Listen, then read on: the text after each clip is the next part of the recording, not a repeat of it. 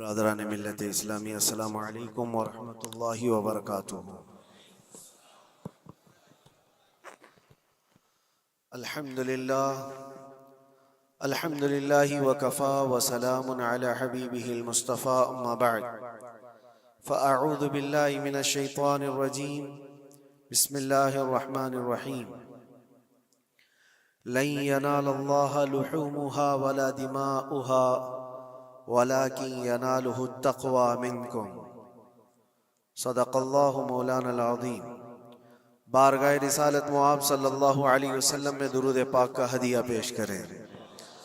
اللہم صل علی سیدنا و مولانا محمد معدن الجود والکرم وآلہ واصحابہ الکرام وابنہ الکریم وبارک وسلم صلاة دائمة سرمدا ابدا۔ مسلمانوں کے لیے اللہ عز و جل کی طرف سے دو عیدیں دی گئی ہیں، ایک رمضان المبارکہ کے روزے مکمل ہونے کے بعد اور دوسرے ذی الحجہ کی 10ویں کو، عشرہ ذی الحجہ، جس کو ہم عید الاضحیٰ کہتے ہیں اور اردو میں بقرعید، عید قربان کے نام سے جانتے ہیں۔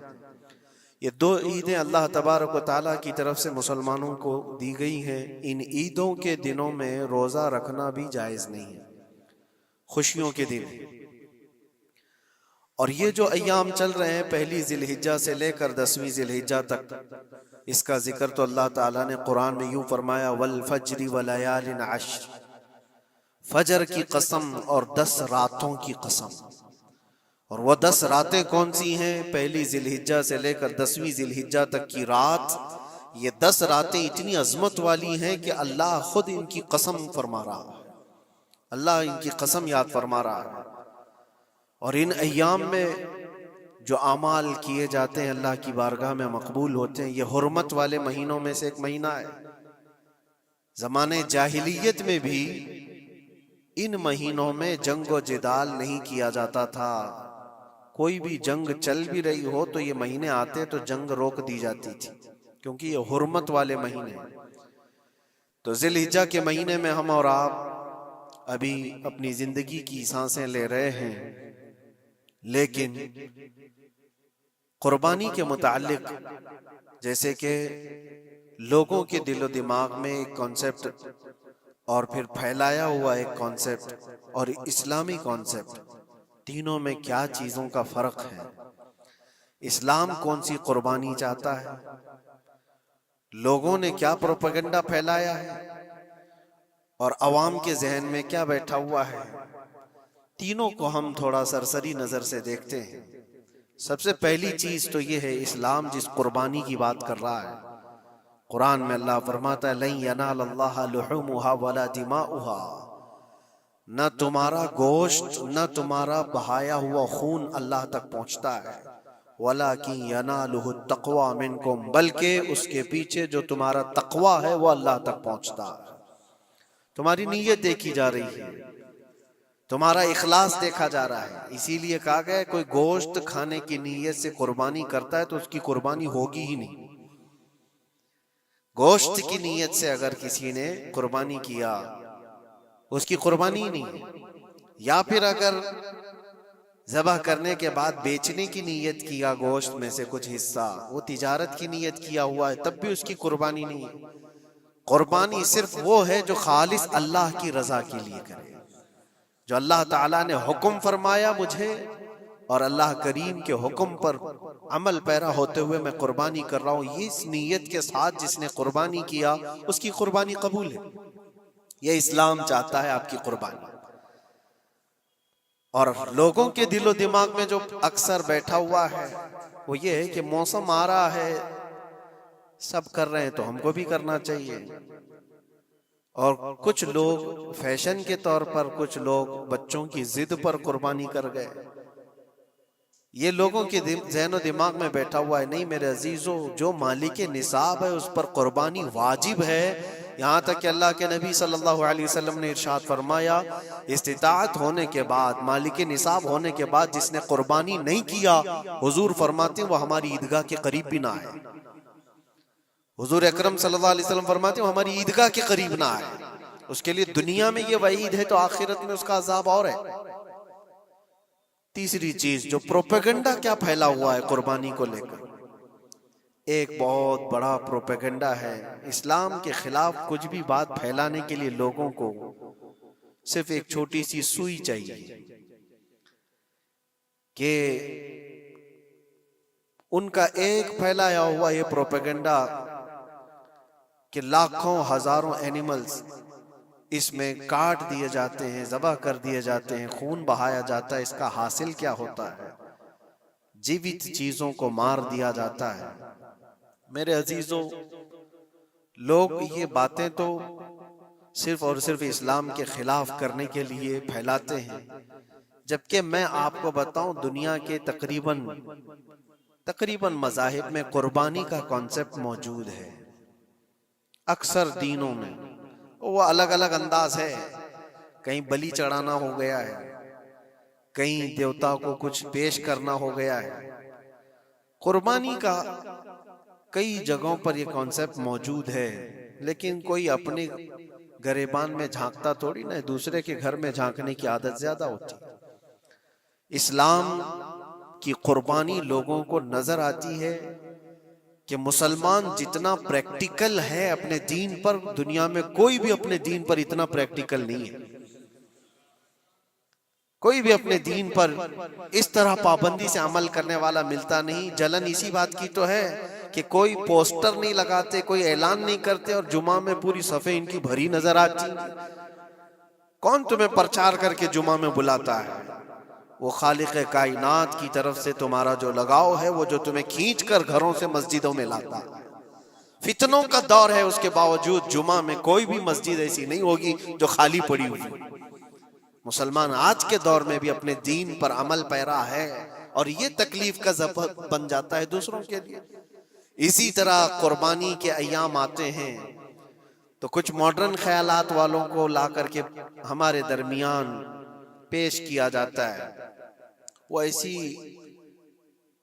میٹھی میٹھی باتوں کے ذریعے سے تمہیں لبھانے کی کوشش کریں. اتنے پیسے خرچہ کرنے کے 40,000 کا 50,000 کا بکرا لینے سے بہتر ہے کسی غریب کو مدد کر دیا جائے، کسی کا گھر بنا دیا جائے، کسی کا راشن پہنچا دیا جائے. میاں وہ سال بھر ہم کرتے ہیں الحمدللہ، قربانی کے دنوں میں ہی کیوں؟ اللہ کے نبی صلی اللہ تعالی علیہ وسلم کی حدیث سن. حضور پاک صلی اللہ تعالی علیہ وسلم فرماتے ہیں قربانی کے دن، یعنی ذی الحجہ کی 10، 11 اور 12، یہ 3 دنوں کے اندر حضور فرماتے ہیں کوئی عمل دنیا میں قربانی سے زیادہ اہمیت اللہ کے نزدیک نہیں رکھتا. کوئی عمل اللہ کو اس سے زیادہ پیارا نہیں ہے قربانی. اور ایک بات میں آپ کو بتاؤں، لوگ ہمیں ظالم کی شکل میں پیش کرتے ہیں کہ کاٹ دیتے ہیں، ذبح کر دیتے ہیں. ہم اپنی مرضی سے اگر کاٹیں، اپنی خواہش کے لیے کاٹیں تو حرام ہے، اور جس نے خود جان ڈالا ہے اس کے حکم پر کاٹیں تو یہ حرام نہیں ہے، یہ اس کے حکم کی فرمان برداری ہے. ایک بات یاد رکھو، جانور تو یہ بکرا ہو، بھینس ہو، اونٹ ہو، جن کی قربانیاں ہوتی ہیں یہ الگ. جو مچھلی کھاتے ہیں اس میں بھی اگر کوئی انٹرٹینمنٹ کے لیے شکار کرتا ہے کہ اپنی تفریح قلب کے لیے، تو اس مچھلی کا شکار کرنا بھی حرام ہے. ہاں، کھانے کی نیت ہے، تجارت کی نیت ہے، تو مقصد کے تحت اگر مچھلی پکڑ رہا ہے تو اس کے لیے جائز ہے. اسلام یوں ہی کسی چیز کی جان لینا اور خون بہانے کا حکم نہیں دیتا. اللہ تبارک و تعالیٰ کا حکم ہے، اور اس نے کائنات کو جس انداز سے بنایا ہے، ان جانوروں کو اللہ تعالیٰ نے ہمارے کھانے کے لیے بنایا ہے، جس کی وجہ سے یہ قربان کیے جاتے ہیں. اور اگر میں کہتا ہوں سارے جانوروں کی قربانی بند کر کے دیکھ لو، پھر جانور ہی رہیں گے، تمہارا رہنا مشکل ہو جائے گا. اسلام کی یہ قربانیاں تو سال میں ایک مرتبہ ہوتی ہے نا، جو ایک دن کی جاتی ہیں 10ویں ذی الحجہ سے 12ویں کو. اگر نوجوانوں میں ایک دعوت دیتا ہوں، جاؤ، آج تو AI کا زمانہ ہے، کچھ بھی پوچھو تو لا کر کے تمہارے سامنے رکھ دے گا سارا ڈیٹا. ذرا یہ بھی ڈیٹا نکال کر کے دیکھ لو کہ سال بھر میں KFC میں کتنی چکن ذبح ہوتے ہیں. پوری دنیا بھر میں پر ڈے. میکڈونلڈ صرف چکن ہی نہیں بیچتا، گائے کا گوشت بھی بیچتا ہے پوری دنیا بھر میں، جس کو یہاں پر بھی بہت سینے سے لگا کر کے رکھے گئے ہیں. پوری دنیا بھر میں ان کا استقبال ہے، کیونکہ امریکن کمپنیاں ہیں، باپ دادا کی کمپنیاں ہیں، ان کو کوئی آنکھ نہیں دکھا سکتا. اور انٹرنیٹ کے ڈیٹا کے حساب سے پر ڈے 68,000 گائے تو میکڈونلڈ ذبح کرتا ہے. پر ڈے کی بات کر رہا ہوں، سال بھر کی نہیں. سال بھر ان کا ڈیٹا بہت زیادہ ہے، ملینز میں ہے، اور 1 بلین سے زیادہ چکن وہاں پر بھی قربان ہوتی ہیں جو فرائیڈ چکن کھاتے ہیں. یہ تو ایک کمپنی کی بات کر رہا ہوں، ایسی بہت ساری کمپنیاں ہیں. تو کبھی کسی نے یہ اعتراض کیا کہ یہ کمپنیاں اتنے جانوروں کو ذبح کرتی؟ نہیں، بقرعید کے دن سب کے سینگ نظر آتے ہیں، جانوروں کی محبت امڑ امڑ کر کے آتی ہے. سال بھر جو قربان ہو رہے ہیں، کبھی کسی نے آبجیکشن نہیں کیا کہ یہ سارے آؤٹ لیٹس بند کیوں نہیں کر دیے جاتے، یہ ساری دکانیں کیوں نہیں بند کر دی جاتی جو سال بھر ذبح کر رہے ہیں. ہاں، ہو سکتا ہے میکڈونلڈ یہاں نہیں ذبح کرتا گائے کو، کیونکہ یہاں پتہ ہے حالات صحیح نہیں ہیں، لیکن دوسری جگہ پر جا کر دیکھیں، سب جگہ پر بیف آسانی سے ان کے ہاں ملتا ہے. میں یہ باتیں صرف اور صرف یہ اس لیے کہہ رہا ہوں، پھیلایا ہوا پروپیگنڈا کیا ہے. جانوروں سے محبت یہ سکھائیں گے ہمیں. اللہ کے نبی صلی اللہ تعالی علیہ وسلم فرماتے ہیں، بنی اسرائیل کی ایک خاتون کو میں نے جہنم میں دیکھا. کس بنیاد پر؟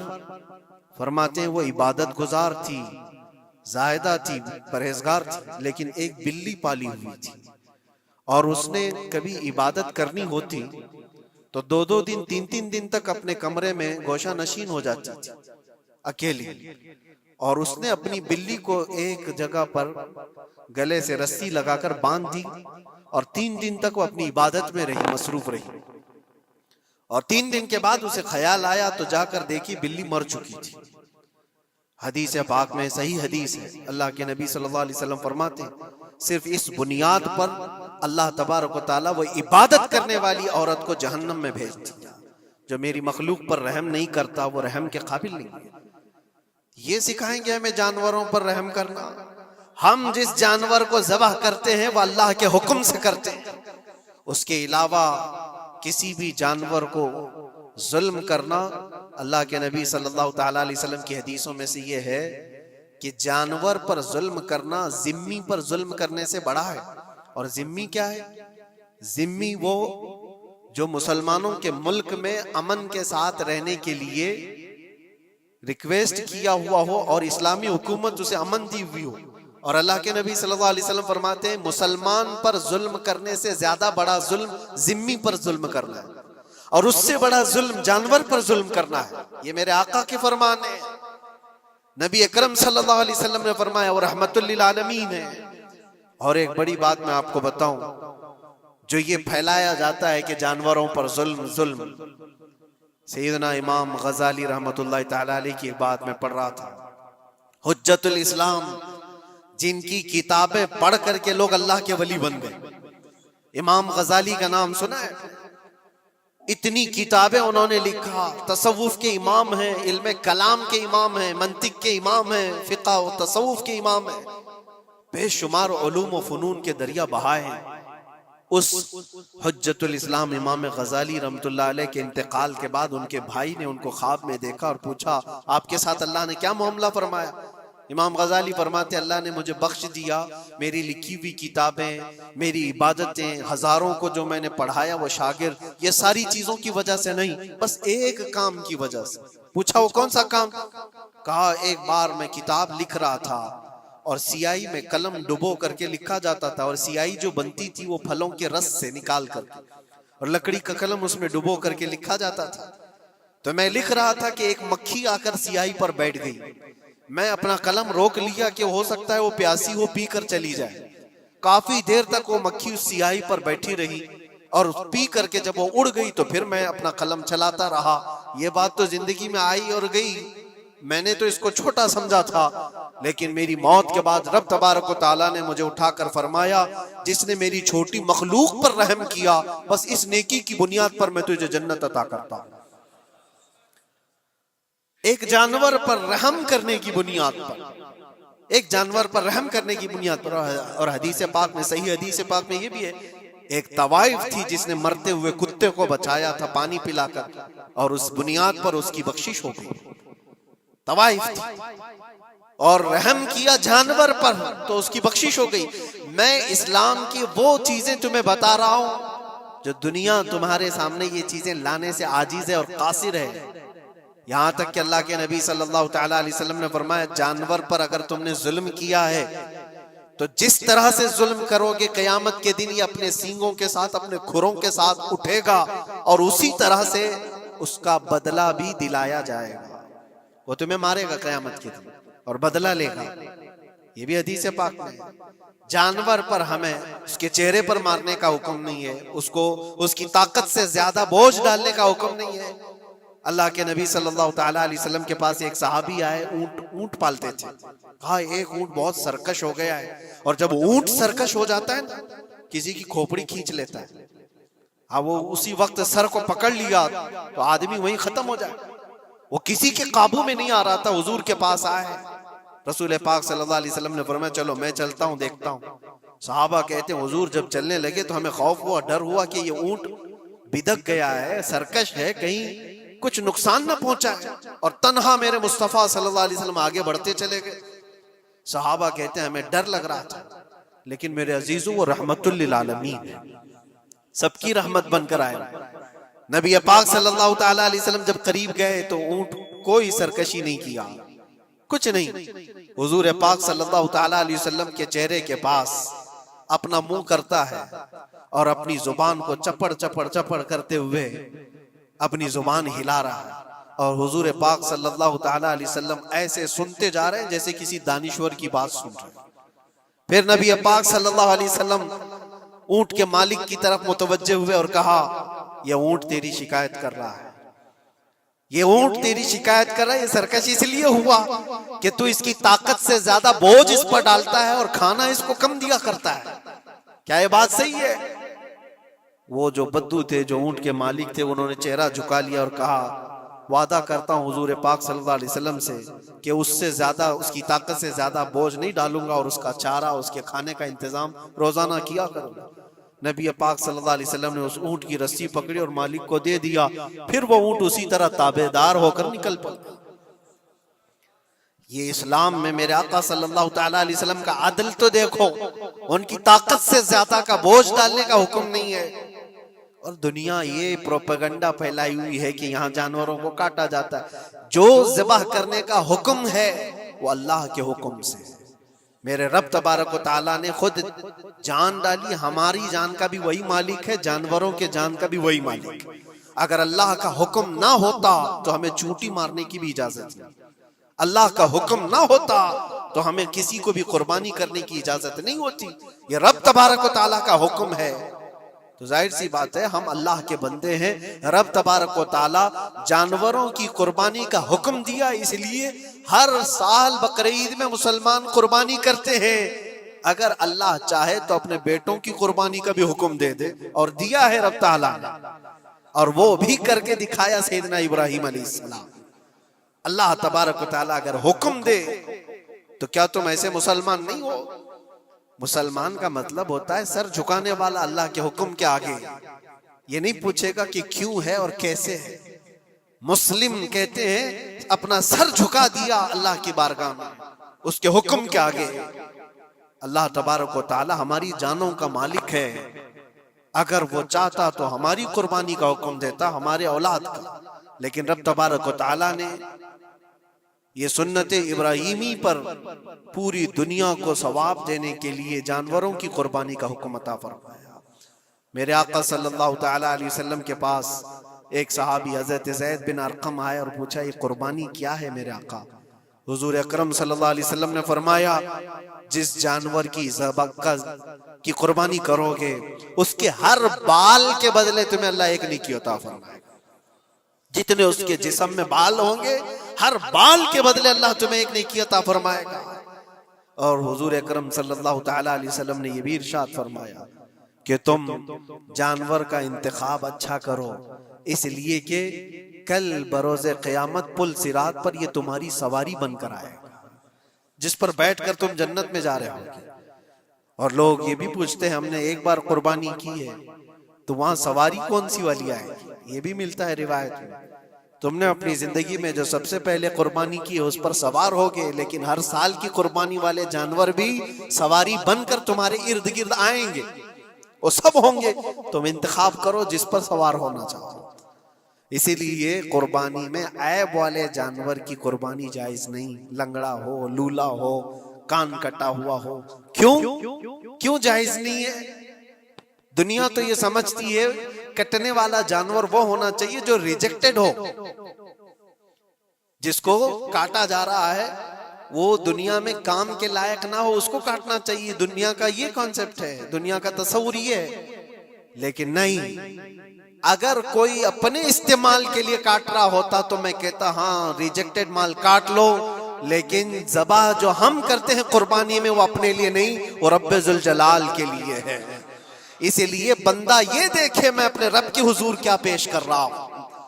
تم اگر کوئی ہدیہ تحفہ خریدنے جاتے ہو اپنے کسی عزت دار شخص کے لیے تو انتخاب سوچ سمجھ کر کے کرتے ہو کہ جس کو میں دینے جا رہا ہوں یہ کتنا ویلیو والا ہونا چاہیے، کتنا عزت والا ہونا چاہیے، اور جو رب تعالیٰ کی بارگاہ میں پیش کر رہے ہو اس کا بھی آپ خیال رکھو۔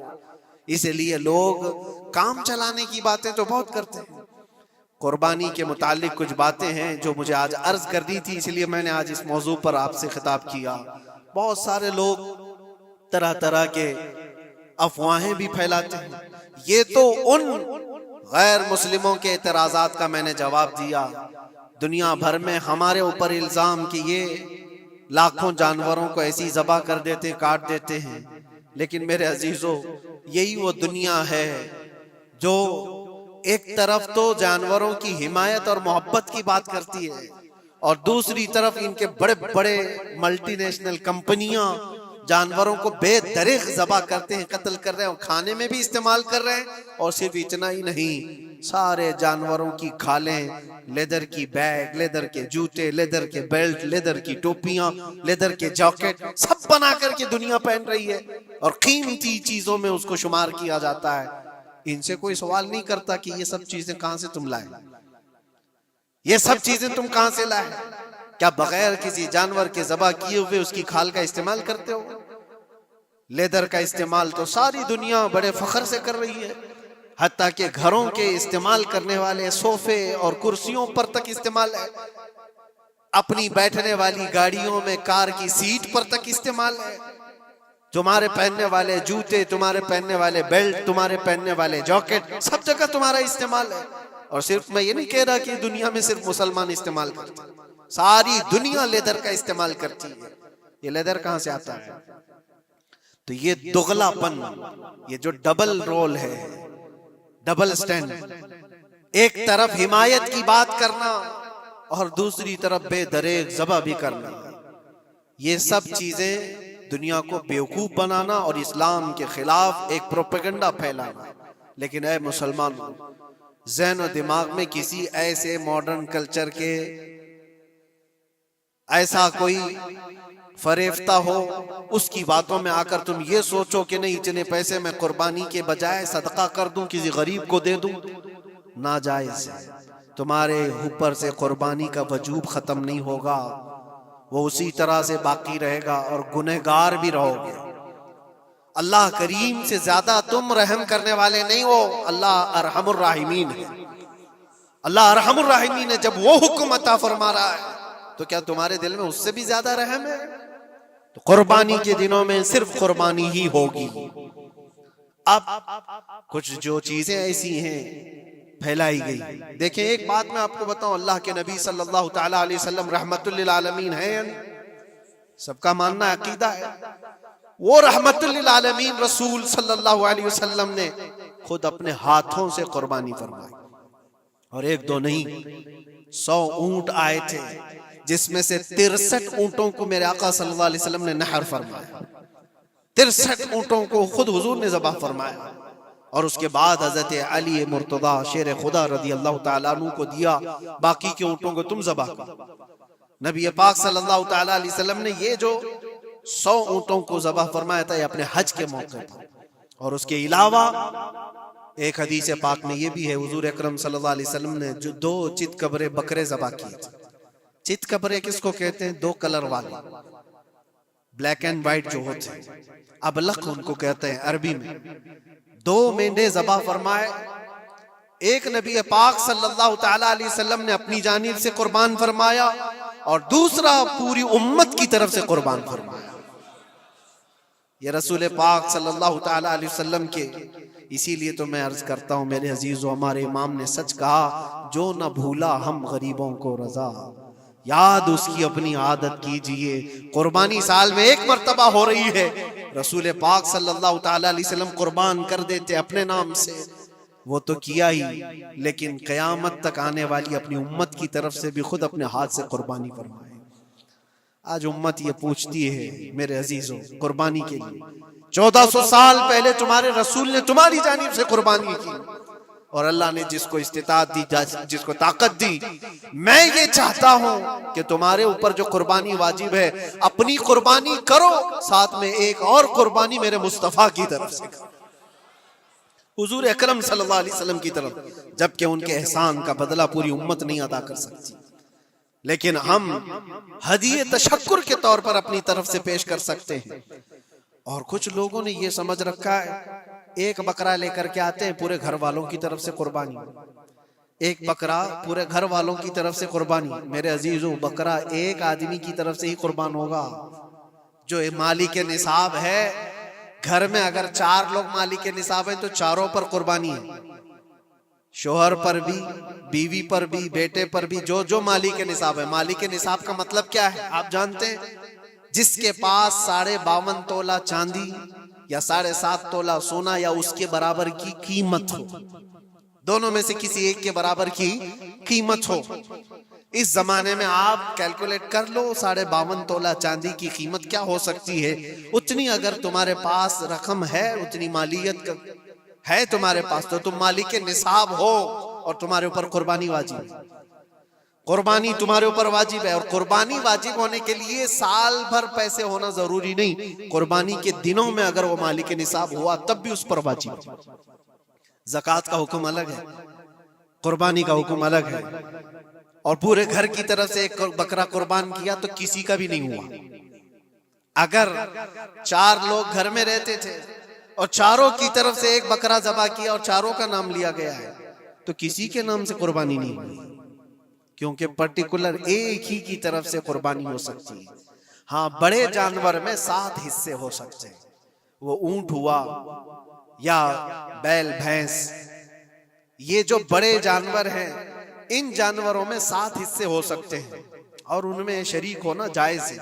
لیکن 7 لوگ جو شریک ہو رہے ہیں ان کے لیے بھی شرط ہے کوئی ایک بندہ بھی اس میں غلط عقیدے والا بھی نہ ہو اور گوشت کی نیت سے شریک نہ ہوا ہو، بلکہ سب قربانی کی نیت سے آئے ہوں تو سب کی قربانی ہوگی۔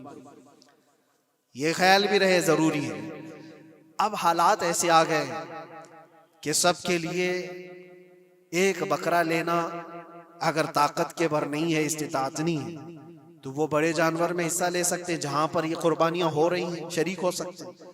کچھ لوگوں نے یہ پروپیگنڈا بھی پھیلایا ہے ہمارے درمیان میں سے کہ بڑے کی قربانیاں جو ہوتی ہیں اجتماعی قربانیاں، یہ جائز نہیں ہے، آدمی کو اپنی قربانی کے وقت سامنے ہونا ضروری ہے۔ ایسی باتیں پھیلائی گئی ہیں۔ میں آپ کو حدیث پاک سناتا ہوں۔ اللہ کے نبی صلی اللہ تعالیٰ علیہ وسلم نے ارشاد فرمایا حضرت فاطمہ سے، کہا ہے فاطمہ اپنی قربانی کے وقت سامنے رہو، قربانی کے خون کا قطرہ زمین پر گرنے سے پہلے اللہ تعالیٰ تمہارے پچھلے سارے گناہ معاف فرمائے گا۔ حدیث پاک ہے، لیکن ساتھ میں دوسری حدیث یہ بھی ہے، نبی پاک صلی اللہ تعالیٰ علیہ وسلم نے اپنی قربانی کا وکیل حضرت علی کو بنایا تھا، کہ اپنی نیابت دے دی کہ میری طرف سے تم قربانی کرو۔ اس طرح سے جو مسلمان استطاعت نہیں رکھتا خود کرنے کی، وہ اپنی جانب سے کسی دوسرے کو وکیل بنا سکتا ہے، شرعاً جائز ہے۔ کسی کو بھی وکالت دی جا سکتی، نیابت دی جا سکتی ہے، میرے طرف سے تم قربانی کرو۔ جیسے کہ گھر میں کوئی عورت مالک نصاب ہے، اگر یہ حکم ہوتا کہ عورت خود جا کر کے کرے تو کہاں سے کرتی؟ عورت کسی کو وکیل بنا سکتی ہے، اپنے شوہر کو کہہ دی یا کسی کو دے دیا پیسے کہ میری جانب سے تم قربانی کرو، یہ جائز ہے بالکل۔ جن لوگوں نے یہ پروپیگنڈا پھیلایا ہے ہمارے درمیان میں کہ قربانیاں نہیں ہوتی، وہ جاہل لوگ ہیں، پڑھے لکھے لوگ نہیں۔ شرعی مسائل کو جانے بغیر اس طرح کی باتیں عوام الناس میں، عوام المسلمین میں پھیلانا یہ گناہ ہے۔ ہاں اس بات کو یاد رکھیں، جو وکیل ہے قربانی کا، اس کے اوپر ذمہ داری ہے کہ وہ جتنے لوگوں کی قربانی کر رہا ہے جانور شریعت کے مطابق کا لے، عیب دار جانور کی قربانی نہ کرے، لاغر ہو، کمزور ہو، سینگ ٹوٹا ہوا ہو، کان کٹا ہوا ہو، پیر کٹا ہوا ہو، دم کٹی ہوئی ہو، یا اتنا کمزور کہ چل نہیں سکتا، کھڑا نہیں ہو سکتا، ایسا عیب دار جانور نہ لے۔ یہ وکیل کی ذمہ داری ہے جو سب کی طرف سے قربانی کر رہا ہے۔ اور دوسری چیز، عیب کس کو کہتے ہیں؟ عیب کس کو؟ کان میں اگر سوراخ ہے تو وہ مکروہ ہے لیکن قربانی ہے اس کی۔ ہاں سینگ اگر بچپن اس کے پیدائشی نہیں آئے تھے تو جائز ہے اس کی قربانی، آئے تھے اور ٹوٹ گئے تو اس کی مقدار بتائی گئی ہے، 1/3 حصہ اگر ٹوٹا ہے تو اس وقت تک جائز ہے، اس سے زیادہ جڑ سے ٹوٹے ہوئے ہیں تو قربانی جائز نہیں۔ کوئی پیر پورا کٹا ہوا ہے، دم پوری کٹی ہوئی، یہ عیب میں آتا ہے۔ عیب دار جانور کی قربانی جائز نہیں، یہ وکیل کرے گا، نہیں کرے گا تو وہ گنہگار ہے۔ لیکن اس کا مطلب یہ نہیں ہوتا کہ اجتماعی قربانی جائز ہی نہیں، جائز ہی نہیں۔ ایسی باتیں کیوں پھیلائی جاتی ہیں؟ حدیث پاک میں ملتا ہے کہ نیابت اور دوسرے کو وکالت دینا جائز ہے۔ اب کچھ لوگ یہ بھی پھیلاتے ہیں کہ قربانی کے جو حصے لیے جاتے ہیں، گوشت دیا جائے تو اس کی قیمت الگ ہوتی ہے، گوشت نہ لو تو اس کی قیمت الگ ہوتی ہے۔ یہ سب پھیلی ہوئی چیزیں ہیں، اس کا ریزن بھی پتہ کرنا چاہیے۔ ایسی بغیر علم کے بات کرنے سے 4,000-5,000 روپے کا ایک حصہ آتا ہے اگر شہر میں کوئی بڑا جانور ذبح کرے، کیونکہ مہنگا ملتا ہے بیل، اور باہر جب جا کر کے کوئی ذبح کر رہا ہے تو وہی ایک حصہ 1,500 روپے میں 2,000 میں ہو جاتا ہے۔ تو کچھ لوگوں کو یہ غلط فہمی پھیلائی جاتی ہے کہ یہ لوگ کرتے ہی نہیں ہیں اور ایسے پیسے وصولتے ہیں، ایسا نہیں۔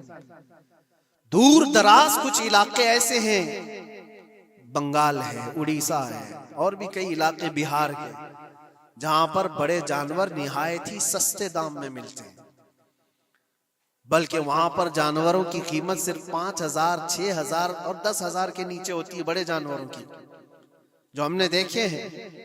وہاں جا کر کچھ تنظیمیں قربانی کرتی ہیں، اگر وہ صحیح طریقے سے شریعت کے مطابق جانور لے کر کے کر رہے ہیں تو کوئی حرج نہیں، چاہے وہ 200 روپے حصے میں بھی کرتا ہو، کوئی حرج نہیں۔ قیمت میٹر نہیں کرتی، جانور میٹر کرتا ہے، قیمت چاہے جتنی بھی ہو رہی ہو۔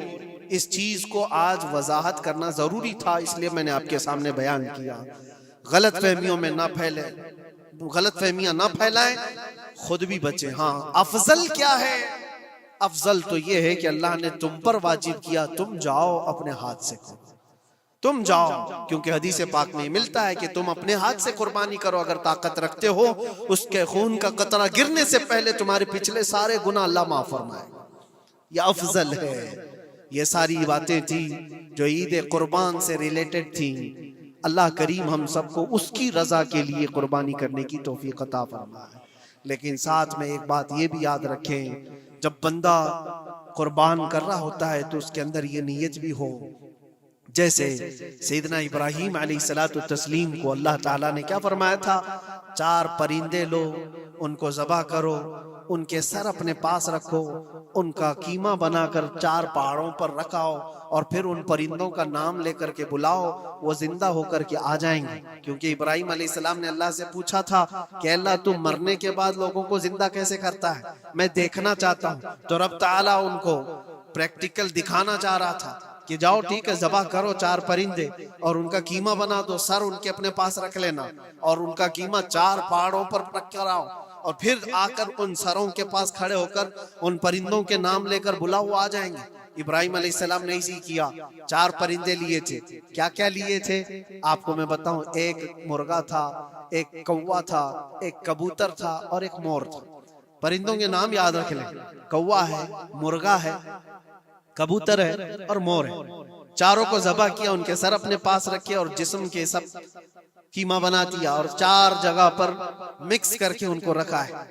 پھر آ کر یہاں کھڑے ہوئے اور پکارا ان پرندوں کا نام لے کر، اللہ کے حکم سے آ جاؤ۔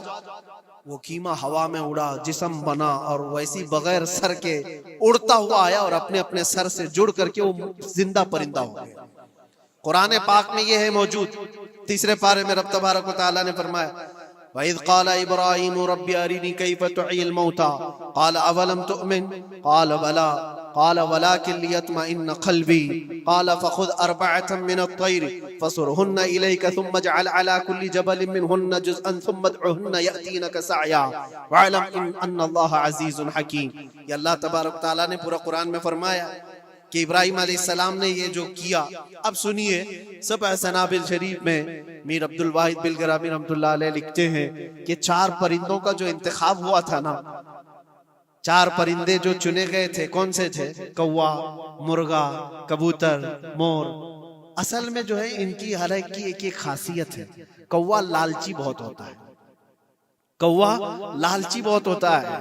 مرغا اس کے اندر شہوت بہت زیادہ ہے، عورت کی خواہش، مرغے کے اندر خواہش شہوت زیادہ ہوتی ہے، اور کبوتر کے اندر دوستی کرنے کی عادت زیادہ ہوتی ہے، جلدی دوستی کرتا ہے، اور مور کے اندر دکھاوے کی عادت زیادہ ہوتی ہے، اپنی خوبصورتی کا اظہار بار بار کرتا ہے۔ تو یہ 4 چیزیں ان کے اندر ہیں، یہ 4 پرندوں کے اندر۔